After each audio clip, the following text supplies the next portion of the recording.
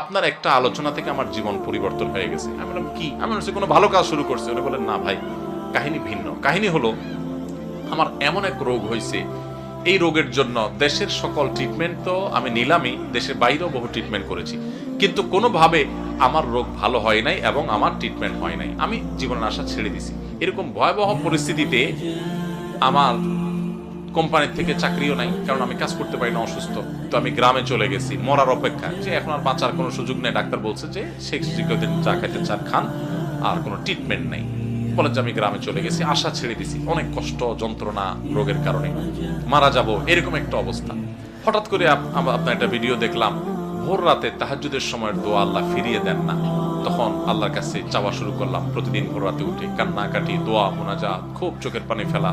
আল্লাহ, সবাই যেটা পারে না তুমি সেটা পারো, দোয়া করতে শুরু করলাম। উনি বলেন হঠাৎ করে একদিন তাহাজ্জুদের সময় উঠে খুব দোয়া কান্নাকাটি করলাম, খুব সিজদা করলাম, খুব চোখের পানি ফেললাম আল্লাহর কাছে, চিৎকার করে বাচ্চা পোলা মতো কাঁদলাম।